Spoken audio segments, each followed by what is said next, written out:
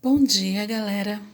Hoje nós vamos iniciar a nossa aula de língua portuguesa falando sobre um tema muito interessante, que é variação linguística, oral e escrita.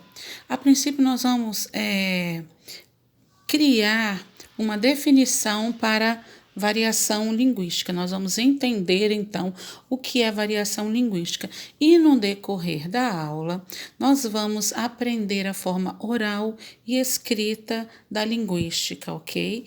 Eu sou a professora Laude e nós vamos iniciar a nossa aula agora. Vamos lá então.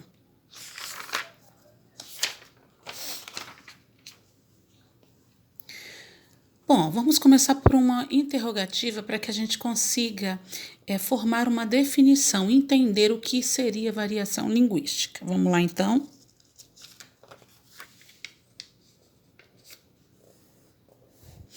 Variação linguística é a capacidade que a língua tem de se transformar e se adaptar de acordo com os componentes.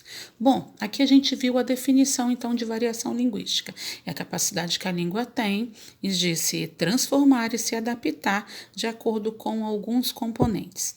Nessa definição, eu quero destacar duas palavras muito importantes que no decorrer da nossa aula elas vão tomar mais formas ainda: transformar e adaptar. Então, guarda essa palavra, transformar e adaptar, porque a gente vai usar muito nessa forma linguística do entendimento do que seja isso. Então, vamos seguir. Como a gente pode entender, saber, identificar que componentes são esses que transforma e adapta a língua? Bom, vamos lá então. Nós vamos citar 4 componentes. Veja bem: histórico, que é o período em que a língua ela vai se transformando e se adaptando durante o tempo. Então, o componente histórico é a variação em que a língua evolui conforme o tempo. Social. Social são os grupos sociais em que nós estamos inseridos. Regional, né, envolve a fala, a escrita nas diversas regiões, uma mesma palavra de forma falada diferente, uma mesma palavra com uma escrita diferenciada, e isto é o componente regional. E o estilo é o uso da língua, né, na sua forma de forma geral, no padrão. A língua, nós sabemos que ela tem alguns padrões, né, e ela segue algumas normas, né, que são formais e informais. E agora a gente vai saber como cada um desses componentes eles aparecem no nosso dia a dia e na nossa língua durante o tempo. Vamos lá, então? Vamos citar alguns exemplos, então, de cada componente para que a gente possa entender melhor. Bom, o histórico, esse componente histórico, ele está ligado à fala e à escrita. Por exemplo, vamos voltar lá nos primórdios, quando os portugueses chegaram ao Brasil. Quem eles encontraram aqui? Os índios. Os índios, eles tinham uma forma linguística de falar, ou seja, o vocabulário indígena era totalmente diferente e era desconhecido pelos portugueses. Assim como o vocabulário dos portugueses, a forma com que eles falavam e eles escreviam, era totalmente nova para os índios. Enfim, logo após a colonização, também vieram para o Brasil os escravos trazidos pelos europeus, né, que eram os africanos. Então, houve uma junção nessa linguagem indígena, europeia, né, vindo dos portugueses, africanas e a língua escrita e falada pelos escravos. Então, isso ocasionou uma mistura e uma evolução, e o tempo foi passando, tanto um grupo quanto o outro foi se transformando e se adaptando. Então, a nossa língua, hoje nós falamos um português muito diferente do que poderia se falar nos primórdios da colonização.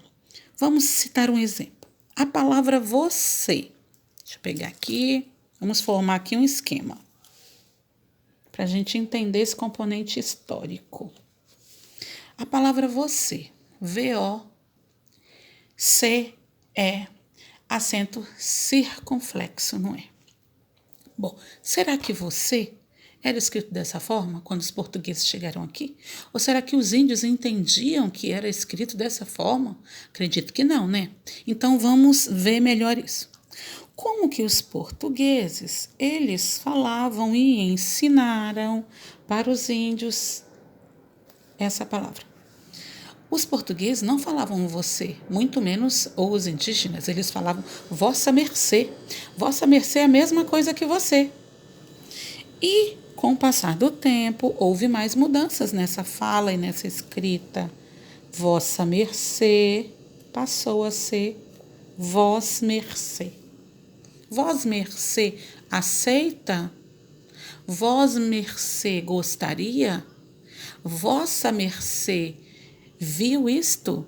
Ou seja, a língua foi se adaptando, foi se transformando com o passar do tempo e dos anos, e hoje nós escrevemos e falamos desta forma. Não falamos mais vossa mercê, muito menos vós mercê, mas sim você. E é entendível por todos nós, ok? Vamos ver um outro componente, é o social. O social, galera, está voltado aos grupos sociais. Dependendo do grupo em que você está inserido, você tem um comportamento, você tem uma fala, você tem uma escrita diferenciada. Podemos exemplificar os nossos avós. Se a gente estiver conversando com os nossos avós e a gente usar uma gíria de hoje, pode ser que ele não entenda. Assim como se ele, conversando conosco, ele usar uma gíria, nós podemos não entendê-la. Por quê? É exatamente daquele grupo social dele. Se ele estiver conversando com pessoas da mesma idade que ele, eu tenho certeza que essas pessoas vão entender perfeitamente. Então, esse componente social está inteiramente ligado aos grupos sociais. Um outro exemplo, né, o sexo. Falamos sobre a gíria, sexo. Sexo masculino e sexo feminino. Homens e mulheres. Homens têm comportamentos totalmente diferentes do que as mulheres, até mesmo a fala. Os homens se cumprimentam de forma, né, um pouco mais ríspida, um pouco mais forte, enquanto a mulher não. A mulher ela se comunica de uma forma assim mais simpática, mais meiga, e assim a gente vai distinguindo, vai diferenciando, né, esse componente social. Classes de médicos, surfistas e cantores. Será que nós sentarmos com um grupo de médicos, nós vamos entender a mensagem que eles vão estar passando um para o outro? No meio deles é normal aquela forma de falar e escrever, mas para nós não. Assim como se você chegar na praia e tiver um grupo de surfista também, eles vão estar falando usando gírias diferentes, palavras diferentes, ou até mesmo escrever de forma diferente, e assim sucessivamente. Por exemplo, se você for a um tribunal, a um júri, né? Então, você não pode se relacionar, você não pode se referir a um juiz usando qualquer palavra. Não, ele está ali com uma posição social muito elevada, grupo social muito elevada. Então, requer um comportamento, requer uma forma, até mesmo de você se vestir, uma forma diferenciada. Então, independente do grupo que você está, você tem uma forma. Dependendo do grupo que você estiver inserido, o grupo social que você estiver inserido, nós usamos fala e escrita diferenciada. Por quê? Nós temos várias classes sociais, né? Classe social alta, média, ou seja, essas classes elas usam fala e escrita diferenciadas.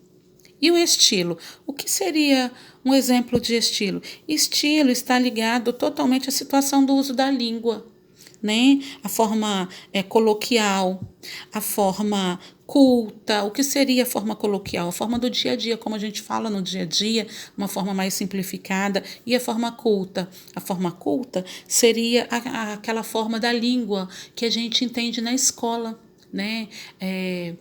As gramáticas, as ortografias, a forma certa de se falar e de se escrever. Então, essa seria a forma culta, ok? Bom, a nossa aula, então, de variação linguística oral e escrita, ela vai ficando por aqui.